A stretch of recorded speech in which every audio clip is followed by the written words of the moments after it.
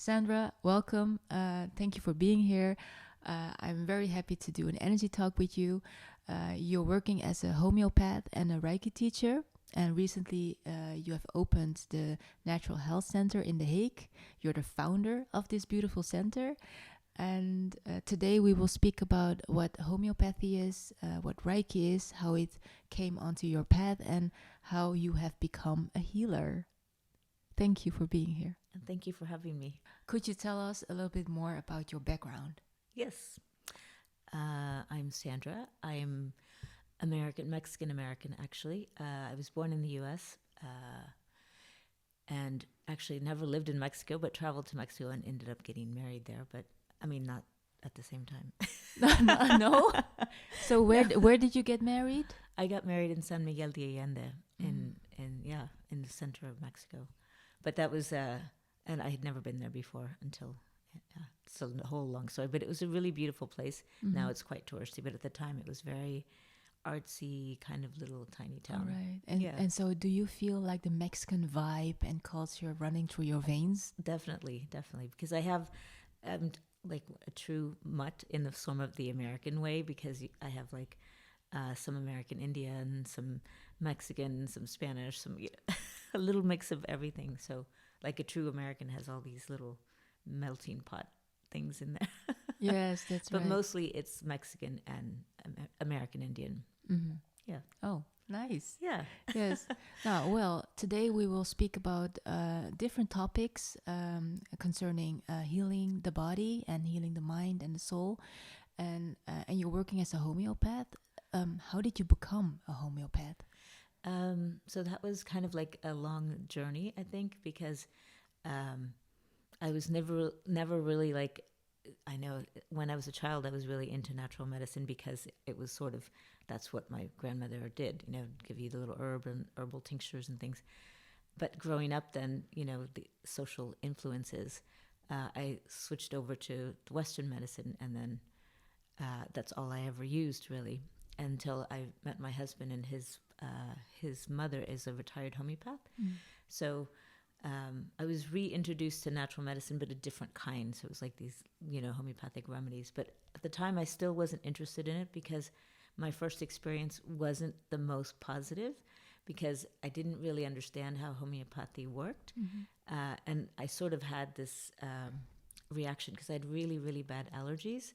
And she had like 4 cats, and I was allergic to cats. So she gave me a remedy, but then it got worse. And so I didn't realize that if you've been taking so much medicine sometimes, or medication, it's like your body has to sort of detox. And so then it goes into a sort of aggravated state. And I didn't understand this. And she was like, of course, my Dutch was terrible at the time. So she was like, no, it's good. And I thought, no, I'm bad. Oh, and are you referring to the regular medicine that's still in your system? That was in my system. That was actually at some point, it's only really just suppressing. It's not really healing, and sometimes when you're in an emergency state, of course you need to suppress it. But over a long term, that's really bad on the body. So that's why then I had to sort of detox all of these years of taking allergy medications.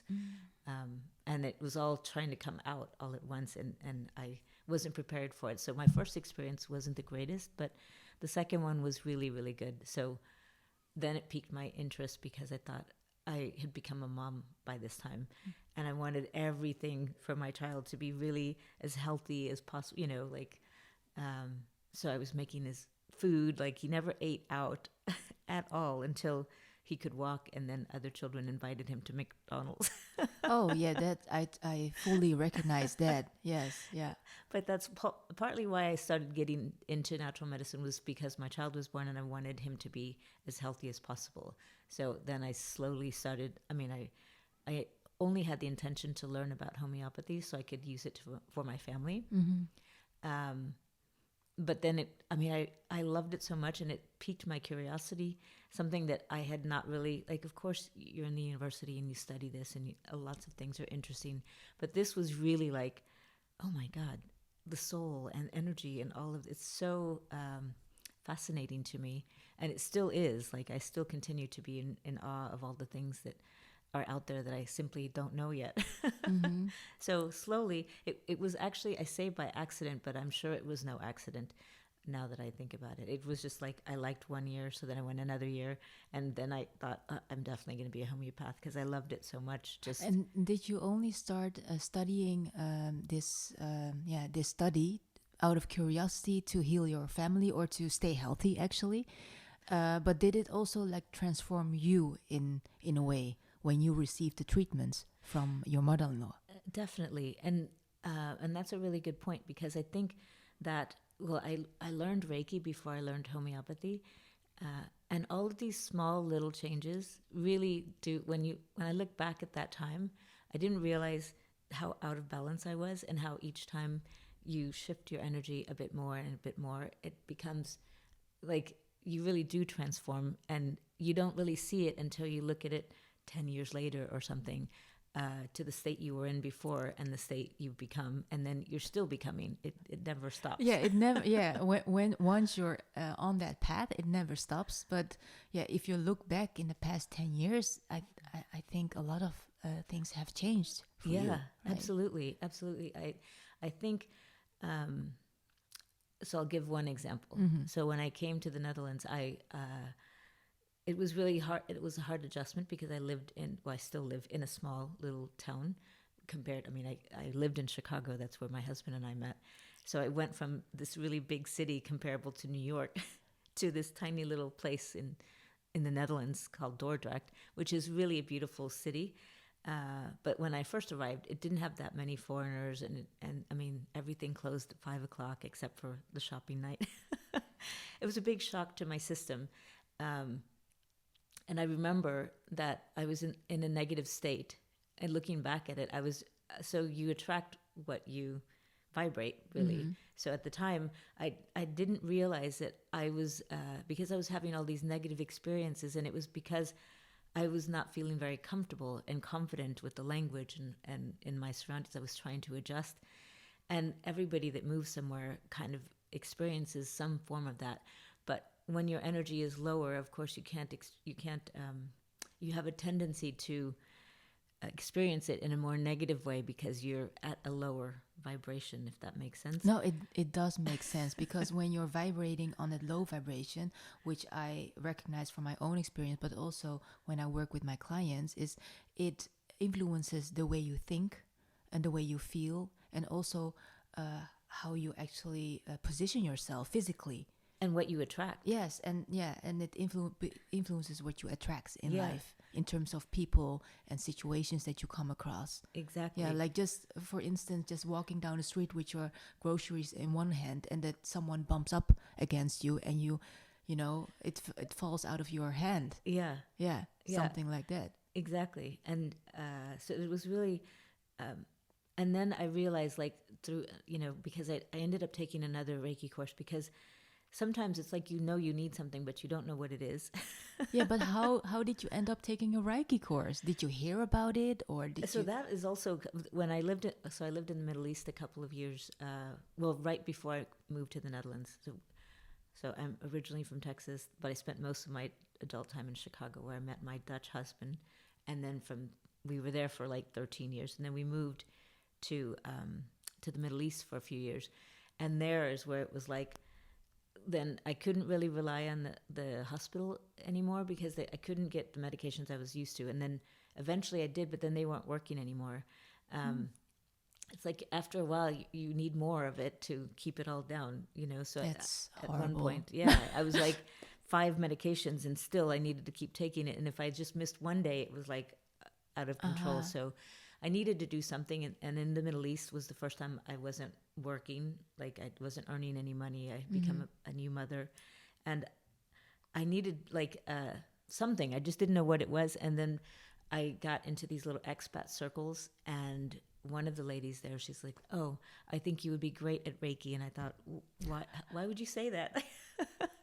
And she says, no. And I thought, oh, that's like so weird. This energy stuff really was not my thing. Was she a Reiki teacher? She was a Reiki teacher.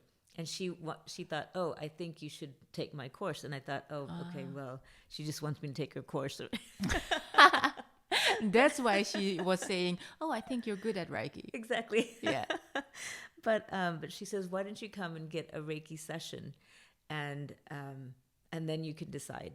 Mm-hmm. And what had happened, it was funny because we had this like little picnic barbecue on the beach, and of course everybody's drinking wine and having barbecue, and then the next morning I get up to go get this Reiki treatment, and I'm feeling sluggish after drinking the wine, and I'm laying there, and she had like 4 people giving me a Reiki treatment. I swear I'd never felt such an intense. It was like I it sounds funny, but I felt like I was floating on air when I came out of there, because I'd never had an energy treatment. And I think that when you haven't had an energy treatment at all, like, I mean, we are energy, but if you've just been suppressing with all this medication and suddenly you get this boost of energy, it does feel like, oh my God, what just hit me? You know, what happened? And I thought, okay, something happened there. I don't know what it was. So I said, well, okay, I mean, actually I was bored and I didn't know what else to do, so I said, okay, my husband will watch my son for the weekend, and I took this Reiki course, and I still didn't think it was anything, because it's just like with your hands, what, you know, but I swear that it influenced my entire life, and I didn't even realize that till later, because I remember my son, and I was practicing on my husband and my son, because that's, you know, let's see if anything's happening. And I remember one time, and I had been doing it for maybe a year, and my son, you know, they're so like little sponges and they absorb everything around them. And he had seen me practicing on my husband and on him. And so one day I'm laying on the couch, and he says, oh, come on and let's play, Mommy. And I said, no, I think I ate some things. I'm not feeling well. I'll be up in a bit, okay? Just let Mama rest. Mm-hmm. What does he do? He's like, okay, Mom. And he puts his hands trying to give me Reiki. And even just that little action of him trying to help me to heal was like, oh, I've already taught him that he can do something about it. He's not helpless. Like, you know what I mean? I know, it's beautiful. I have a similar experience, because I haven't told you yet, but I went in 2018 to Madrid to learn from Susanne Powell, and she's a healer, but recently she has passed away. But I was there, and I was taught to do chakra healing with my hands. And of course, afterwards, when I came back, I wanted to practice it a lot. And yeah, the people I live with are the first people who received it. Yeah. So and my youngest was back then maybe a year and a half. And I have still a picture that he's putting his hands onto my top of my head. Yeah, it's beautiful. It is. Yeah, it's like a play, and they imitate, and to them it's working, because, you know, children are even more closer to the source, and that they're like their energy is pure. Yeah. And so, I mean, even when we moved here, I remember one time he had his friend over, and they were playing on the monkey bars, and then they fell, and somehow we crossed, like he ran up to find me, because I heard, you know, his friend just crying. So I ran downstairs, and I said, oh, where's Nicholas? What's going on? And his friend says, oh, he went to go get you. He went to go get something to help. So he thought it was going to be a Band-Aid or something. No, and then I turn around, here comes my son, and he's like, oh, Mom, we need your hands. He fell. So it's like, to this day, now he's going to be, it'll date me, but he's going to be 18 next week. And I'm like, he's still, when he doesn't feel well, so I think I need some Reiki, Mom, or I think I need homeopathy or something. He always comes, you know, and he thinks of that first, which is really nice, because it was the opposite when I was a child. I was like, I need to go to the doctor, Mom. I need some medication. Yeah, it's beautiful. And that's costly as well. Like going to the doctor to get medication, it's much more expensive than tuning into universal energy and receive it in your body. Yeah, that's right. Yeah. And what I loved about your story is that you said that while you chose to do the course, to do the Reiki course that weekend, that you were still like thinking about it, like, is this true? Is this really something? And it truly challenged your convictions also about medicine, about healing, right?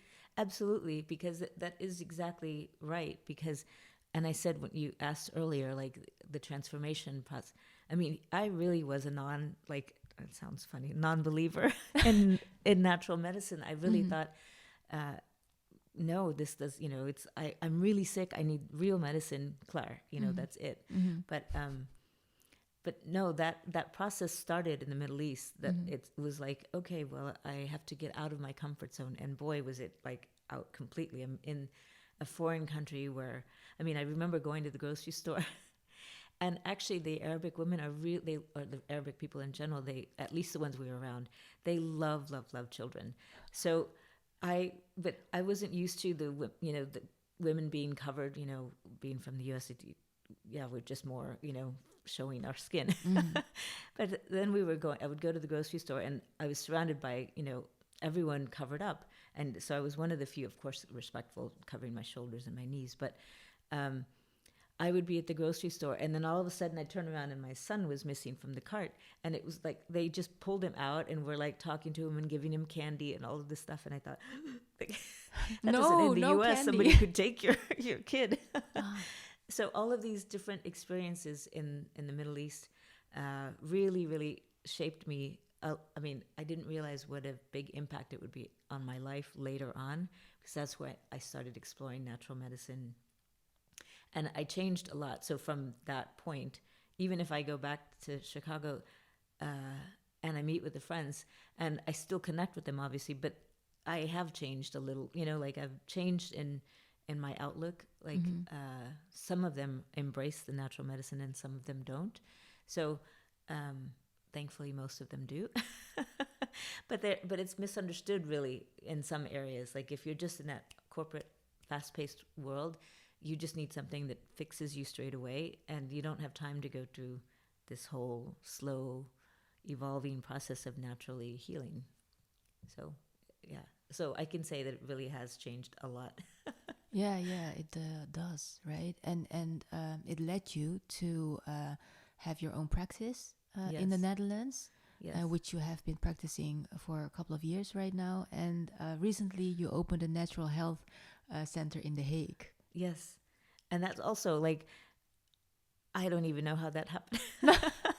Well, I mean, it started with a dream. Yes, right? It started with a dream. And when did that dream came to you? It came a couple of times, but the biggest one was, I went on a retreat. And in the retreat, you're just, meditating and detoxing and all of this. It was the first time I'd been on one. And that very first night when I came back, like after a really intense session of, all of the modalities that you're experiencing, it was, I woke up and I thought, I have to open a health center. And I don't even know where that thought came from. I had heard somebody a long time ago say, maybe you could open a health center. And I thought, why? I mean, I'm not even a health professional. Why would I do that? And it was just one of those passing things. And then here's 15 or, well, maybe not that long, but 10 years later, I have this dream and I wake up and I think, I have to show people what natural medicine can do for you, because it has done a lot in my life to change my perspective. I haven't, knock on wood, had to go to a medical doctor. I can't even remember. I think maybe at least 14 years. When I first came here, I just went, just to get a checkup, but that was it. There was really nothing wrong. Mm-hmm. It's been at least, I would say even longer, but what I can count for, it's been at least 14 years that I've had to go to the doctor, because all the little small things that come up, a cough and cold, or even during COVID, we just managed that with all natural, especially homeopathy, but Reiki also. And I think my practice itself has evolved to include both. Like I also work with the Schussler salts and the flower essences. Mm-hmm. And I hope to incorporate more things in, because I actually enjoy learning about all these different modalities. So it's fun. Yeah, so from the moment that you had that dream, and you had that dream a couple of times, but that one after you woke up out of a meditation? Or? So, well, I will say it was an ayahuasca ceremony. So it was an ayahuasca ceremony. Yeah. Yeah. And you woke up and you thought, I need to open a health center Yeah. to bring natural medicine to the people. Yeah, that's wonderful. So how many years have passed up until the moment of the grand opening in The Hague? So from that impactful dream, that was 2021. So it's 3 years. 3 years. I mean, I don't. I came out of there, and funny enough, because that itself, the ceremony itself, was such a healing. Like, it's not for everybody, and I don't recommend it for everybody. But for me, I really did feel called by the plant because I'd never even touched psychedelics at all. But and now there's all this research about all of the benefits of in the right circumstances. But I do strongly believe that it has to be the right circumstances. I don't think anybody could or should be doing ayahuasca, but somehow I seem to be called by the plant to do it. Yeah, that's how it goes, right? That's what I've heard from other ayahuasca ceremony. Well, people who have led it, but also who are undergoing it. Yeah. Also, like clients of mine who came to me for breathing sessions, and then one time a client told me that she went to a ceremony and she went through deep fears in like it felt like another realm, and when she came back on the mat here, it was as if she was less scary and she was able to breathe deeper and face that what came up in her body. Yeah. So that was interesting. Yeah. That, it complemented each other.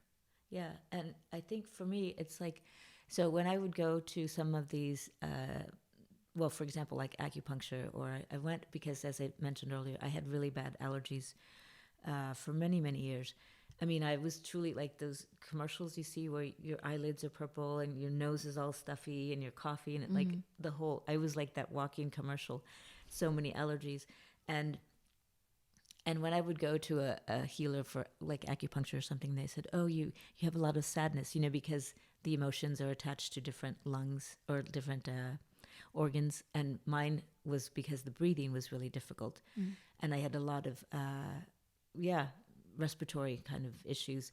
And they would tell me, oh, that's because you have a lot of stored sadness. And I would think to myself, well, I didn't have a lot of sadness growing up. I didn't think. But I thought it was a normal childhood. I mean, it wasn't beaten or, abandoned, and knock on wood. I've had, I would think, we didn't have a lot of money or something, but I think that's kind of normal. But growing up, they would always tell me when they took me to a healer, like when I was older, oh, you have a lot of stored sadness. But when I was at this ayahuasca ceremony, that's actually what came up. I mean, I was the oldest one at the ceremony, to be honest, because it was only a few years ago. And everybody there seemed to be 27, anyway. So I go through this, and I had such a powerful release of sadness, like literally crying. Yeah, you were able to cry. But it wasn't just like it was like a couple of hours of intense, like from the pit of my, I don't know where it was coming from. So I feel like, because when afterwards I studied the ayahuasca plant, and it's a very homeopathically, you can also use it. So I can use that now, which I think that I'll come back to that in a minute. But it's a ancient plant, and it really extends back and heals like ancestral wounds. And so I think that the sadness that I carried really came from my ancestors, and it was my time to release it on their behalf as well as mine. So it was like, it's no longer serving me. You need to put it behind you and move on. And for me, that's such an intense kind of, and it was really, really a lot more. I'm just kind of touching upon the little I know, but what I hear in your story, and actually a red thread in all of your energetic experiences, is that it led you to become a healer. Yes. Right? Yes. Yeah. Because the healer has to heal themselves. Yeah, before you can heal others, but still, of course, we're still healing, and it's a continuous path of healing. But I think it's because at some point you woke up, or actually, in my case, it was the same. That you opened up for energy, and somehow it comes to you. Yeah. And then you realize that, oh yeah, I have strong vibrations that I give off, or my energy body is so open that I feel energy from other people, like in an instance, without thinking, Yeah. that it's just a part of you, and that you know what you have to do to release yourself from that energy, because at some point you're also clear about what the distinction between your own energy and the energy from someone else, right? And that healing process is contributing to getting to know your energy body, and Yeah. to learn what you can do for yourself to feel better on a daily basis, right? Absolutely. Yeah. Yeah. Yeah. And I think, as you said, every single treatment, and I think that the thing with ayahuasca is that it's intense. It's not like, you're going on a retreat and singing kumbaya and sitting there and meditating all day long. It's like down and dirty. You really like you have to go to the dark side and face the shadows. Like we all have the shadow side. And I never would have thought about this before. It was like, well, okay, this is me, this is who I am. But we all have that part of us that needs to be healed, that it's wanting to be healed. But we have the fear to face that shadow kind of, oh, this is where it's coming from. Oh, and it's not easy. But I think as healers, it's a responsibility to constantly work on ourselves so that we can be present and able to heal. So I think it'll be a lifelong journey for me to continuously keep myself in balance in order to be present for my clients. Yes, yeah, that's also what I believe. And I think the most important thing is because, in a way, as a healer, I'm also curious, to different methods and techniques and so on.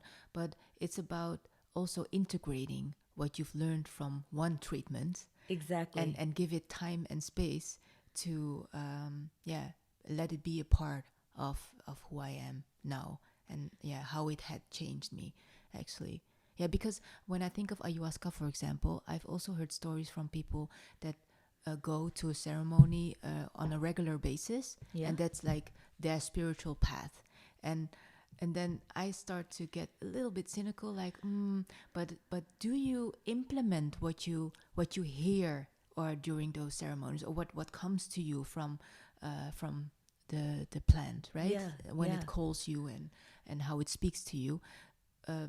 Do you put it in practice? And because you can say that you're on a spiritual path and go every month, for example, every 2 months, and you feel like kind of relieved, maybe, or I don't know, maybe you've experienced like just a spark of enlightenment, and you faced your fears. But there's like that part of facing your fears and that shadow, but also how has it changed you, like in daily life? Do you still speak? Do you still not speak to, I don't know, your colleagues that you're so frustrated with, or or do you tend to be open and loving, and open up the conversation, for example? Yeah. Right? No, I think actually I don't have any colleagues that It was just an example. Oh yeah. Oh no, sorry. It was just like, in what ways Did I integrate it? Yeah, not you, but just in general, how people do or do not integrate what they have experienced. I think actually you hit that's the most important key, is really integrating everything. And I think for me, I'm still integrating that because right, like that experience, even if it's like that little moment of like coming out of that ceremony, it was like suddenly I was truly present and in the now. So the sound of the birds chirping was like, okay, you could blame it was as if they were here. Yeah, like they were right there. Like you could hear them so clearly, but the sun happened to be shining the morning after, which it was January, so it was like this bright sun, and it was in Portugal, so it was like it was beautiful weather. But I could see clearly like the little outline of the leaf, or I could feel like it was all your senses were heightened. But also like when you take a shower, I was in such a state of gratitude, like, oh wow, I have water to, I know, that's amazing. And I think that's the effect of having released that deep sadness yes, that was like stuck here, yeah, on your chest. yeah.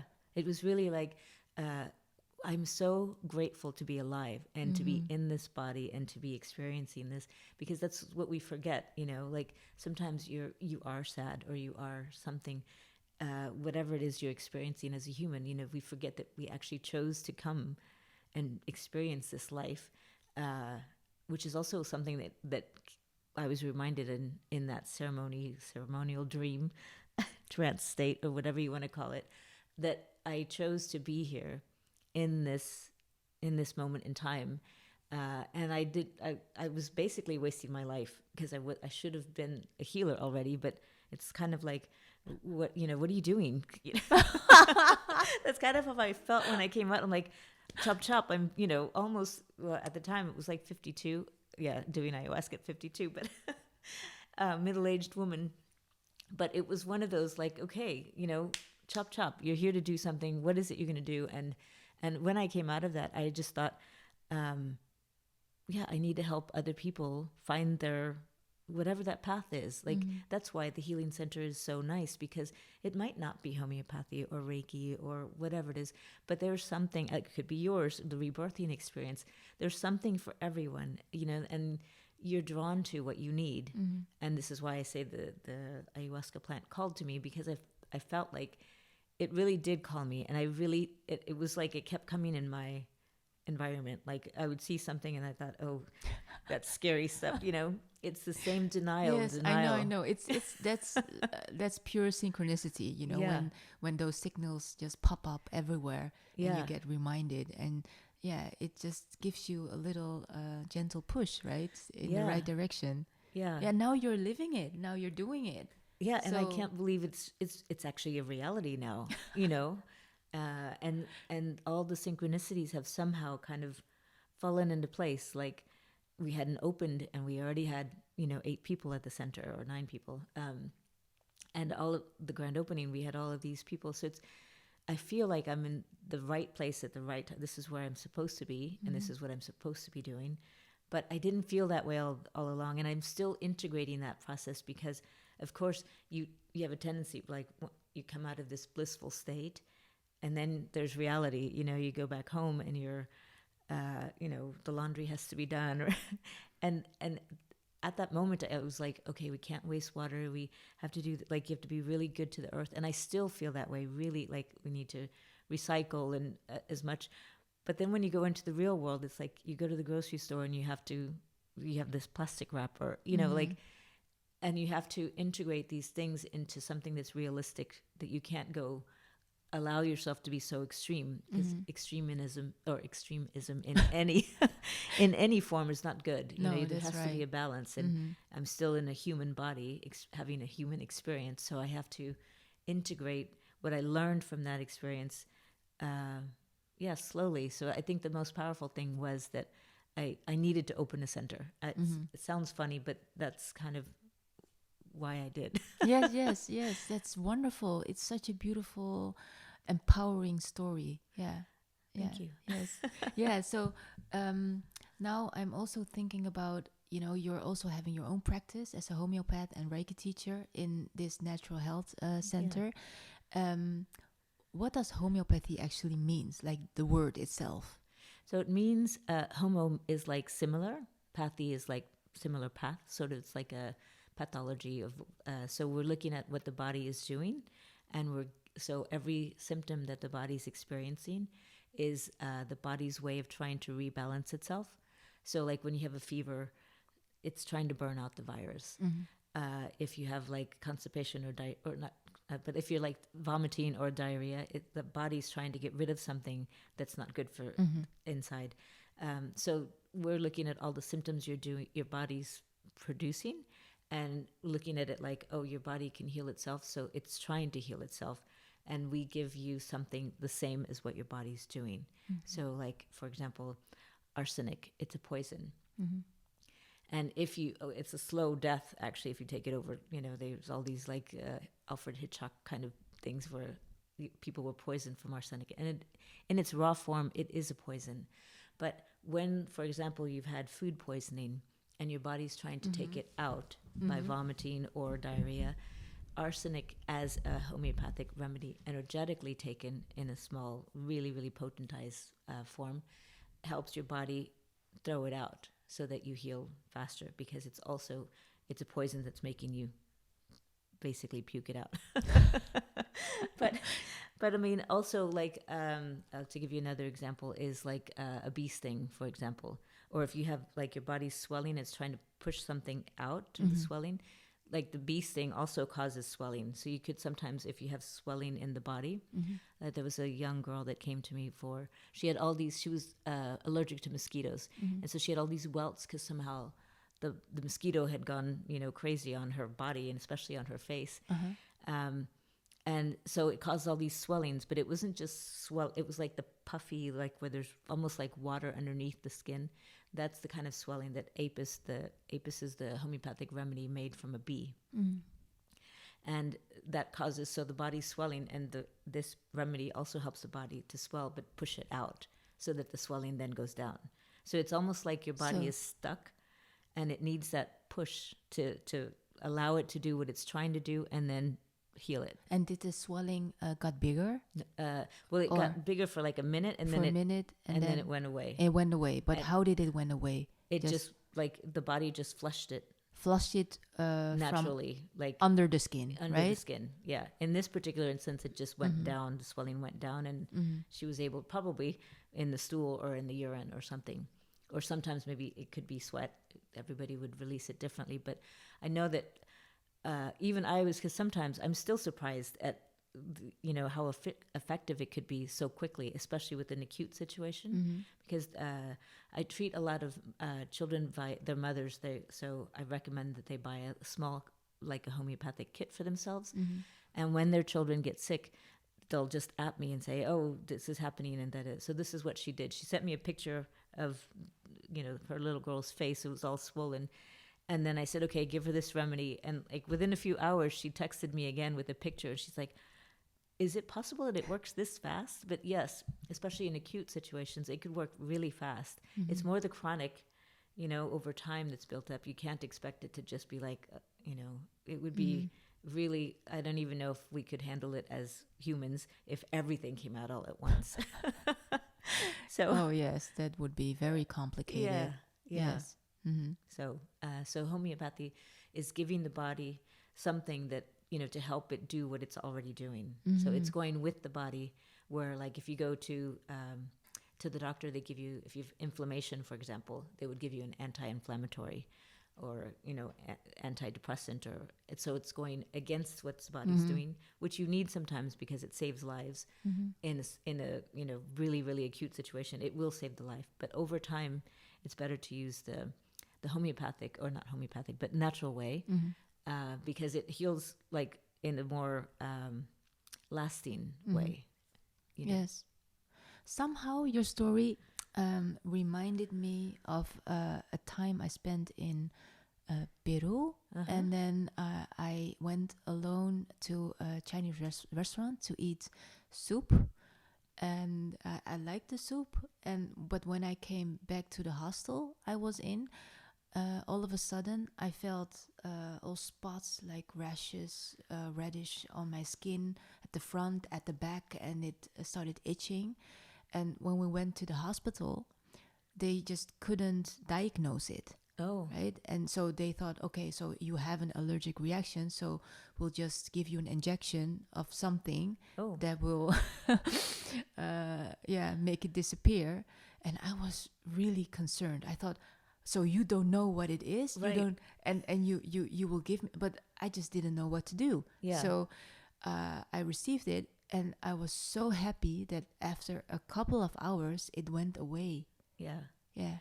And then and some of those, if they're trying to save it, because if it's really intense, of course you need to do something to stop the body in that, so it doesn't really go out of control. But in that circumstance, I think maybe if it was affecting you that badly, maybe I don't know if it was really painful or extremely itchy. Yeah, it was extremely itchy, and painful in the sense that it also affected my mind. But that's that the worrying started, right? About and the fears, like what is this, and will it get worse, and so on. Yeah. And in that case, I think that the body was probably just trying to flesh it out. Yes. But then it was too much. It was, maybe. Yeah. Yeah. Mm-hmm. But I didn't have a homeopath close to me back then. No. But the situation made me think of patients who come to you with the story of, for example, a skin disease, or just how do you say that? Eczema. Yeah. Eczema, or other types of skin rashes. And so how do you go about that? So skin is actually also kind of, it could be really complicated because it could be something that you're eating and the body's trying to detox, or sometimes it's stress. So it's really all about what is causing it, and then that's how we would treat it. For example, but it's also sometimes it's also the situation in which the person is, right? Because go on. No, I'll give you a personal situation because so when my husband and I, when we bought the center,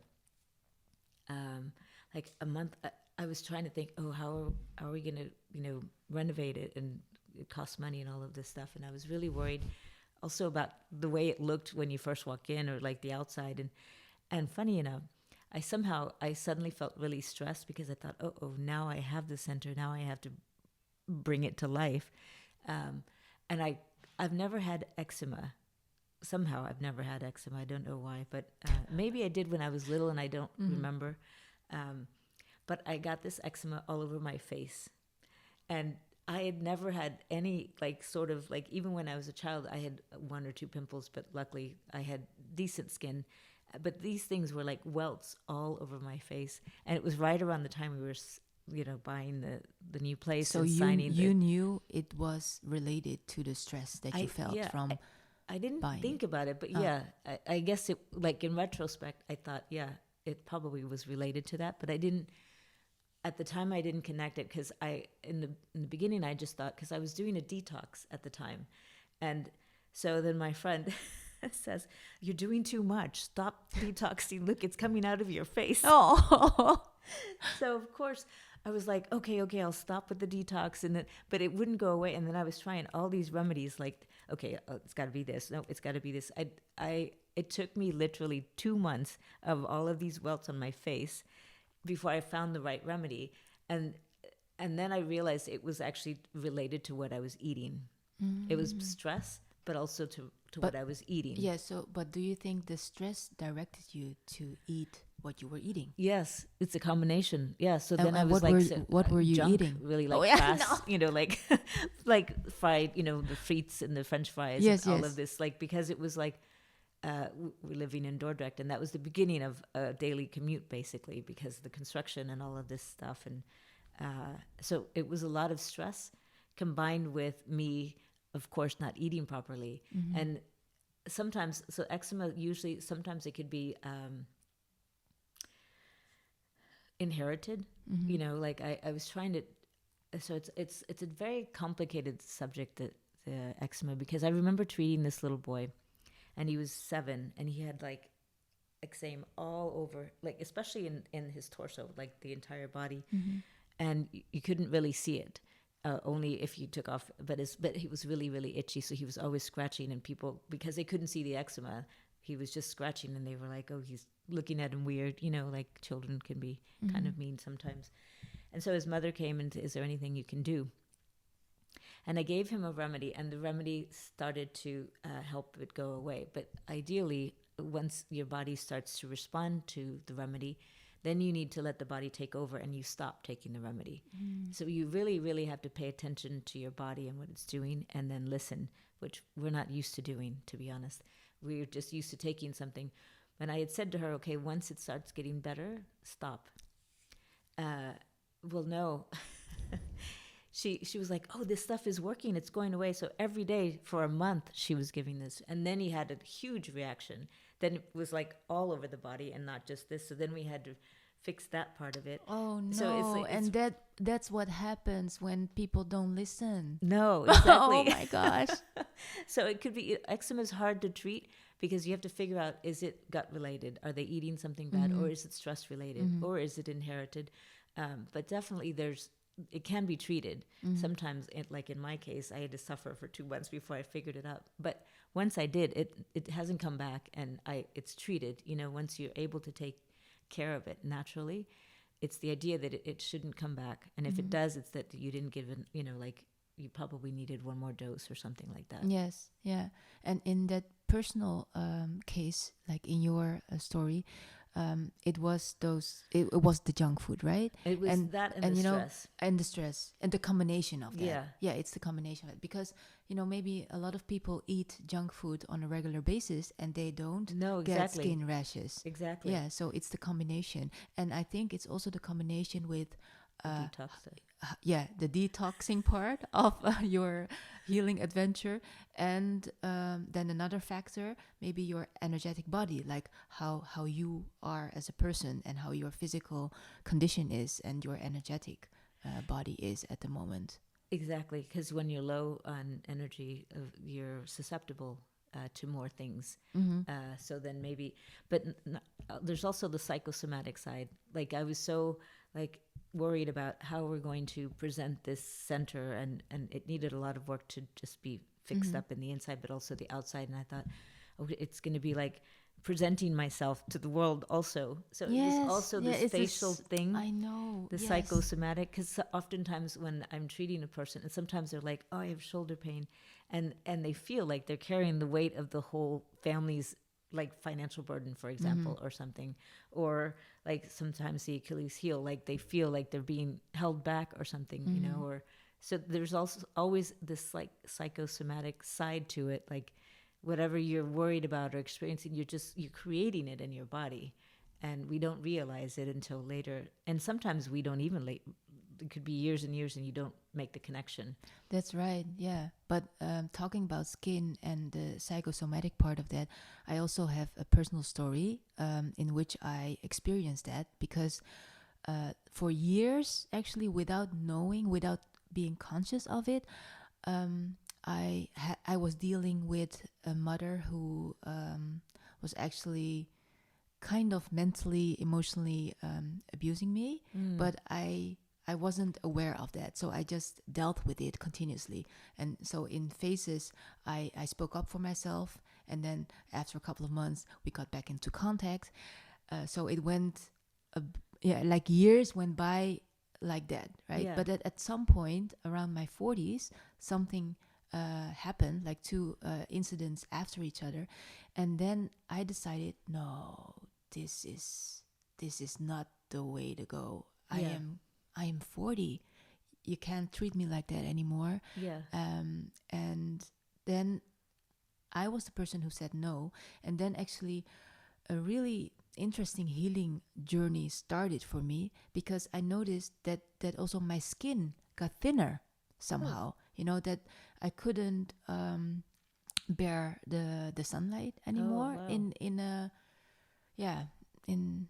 In normal way. Yeah. That I had to put cream on top of my skin, and I used that for a couple of years. But then I noticed that when I was working on getting emotionally stronger and releasing the pain and the anger and the fear, that my skin got thicker. Like it didn't literally got thicker, but like energetically, right, it got thicker, and you could handle more, and I could handle the sunlight again. Yeah. In a normal way, but I was still aware of, okay, I'm after my 40s, so don't stay in the sun too long, because of like other factors. Yeah. But like in general, I could handle more. Yeah. Emotionally. And sometimes I've also seen here, I'm now itching. Oh no. No, I've also seen cases where when they're stressed, like, it's like self-harming a little bit, like literally scratching until it's bleeding, and then because they're so stressed and that you can't control your situation. So you're like, kind of, what else do you do? Like everybody copes in different ways, but some people just scratch until it bleeds. And so what kind of remedy would you give to someone who does that? Like scratching? So there's actually, like, there's a lot of different remedies. So it would actually be I would have to also see what are you experiencing Yes. during that time. Like, are you feeling like so anxious? So then I would, if the cause of you scratching is anxiety or is it fear, I would give you a remedy that's more likely to help you with the fear side or the anxiety side. So I'm looking at not just the fact that you're scratching, but likely, how are you, like, when does it happen? Sometimes it's like, oh, I get really anxious at night and I'm scratching all night long. Or I'm really anxious when I'm about to take a test and then I'm scratching or whatever you might be doing. So I'm looking to the etiology of your symptoms, like what's causing it. And what is more dominant in the phase that you're in right now. Exactly. Right? Exactly. Like looking at truly everything that what is happening at this time to cause you to do this. Because, for example, when it's anxiety and someone started scratching and need to do that movement continuously, sometimes even when they're not itchy, right? Yeah. So then you give something to get that anxiety out of the system. Exactly. And so that could be, okay, so this is kind of a very simple kind of case and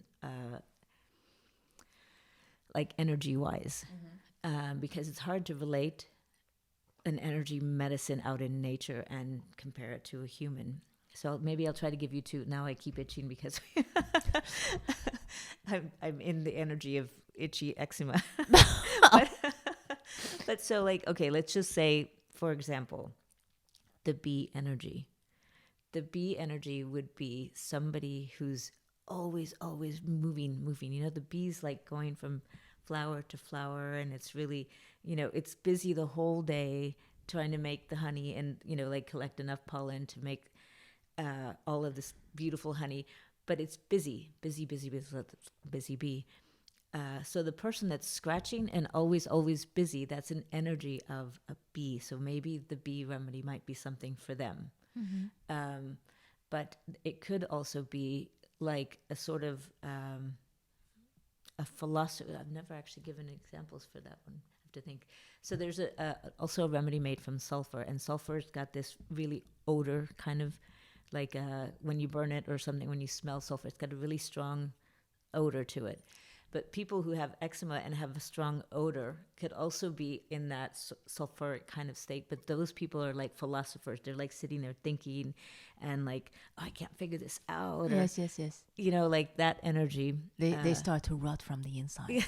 Yeah, somehow it's the smell is like probably their gut also needs to be checked. Yes. But it's like an energy of, it's not just the fact that they're itching. They're probably philosophers, so they're really thinking so hard about something that their skin is kind of itchy and it's kind of grimy and dirty or what have you, and they probably are not taking care of themselves because they're so into this. Would be kind of like somebody who's what you would say so focused that they're not paying attention to anything else, not their surroundings, not what they're eating, not they're probably really highly intelligent. Yes. And want to solve something, so they forget everything else. Yeah. Including what they're putting in their body. Yes, that's right. And what I also noticed in working with clients from my practice is that the energy is up here, right? With those people. Yeah. The energy is up here. So that means it could also affect their gut system. And you need like the consciousness and spread all over your system to have it working in a proper way, right? Yeah. And I'll give you one other simple example of.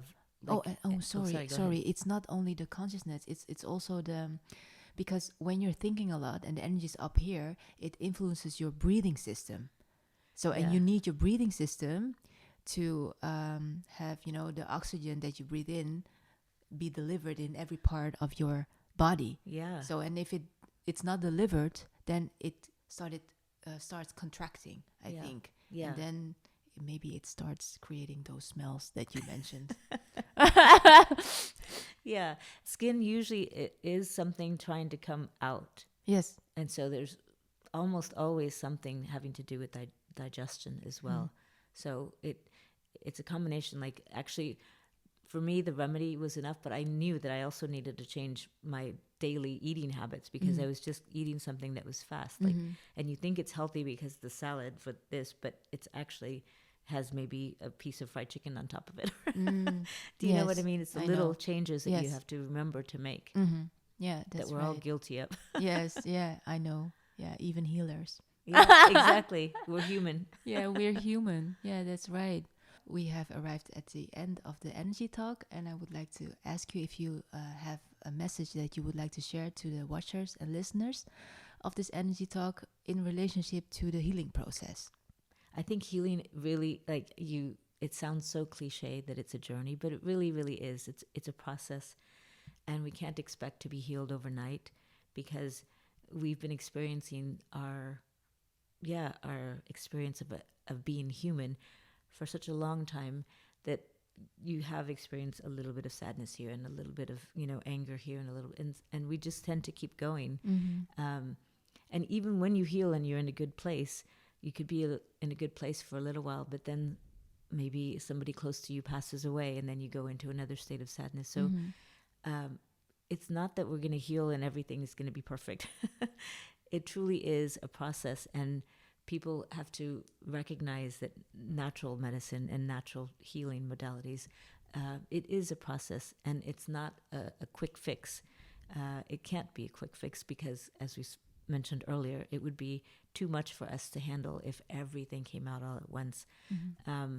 But I also think that we are drawn to those people who can help us, even if it's a small little, step along the way, because a small step is still a small step forward. So I highly recommend that people keep that in mind. That's right. Yeah, that's a beautiful message. Yes.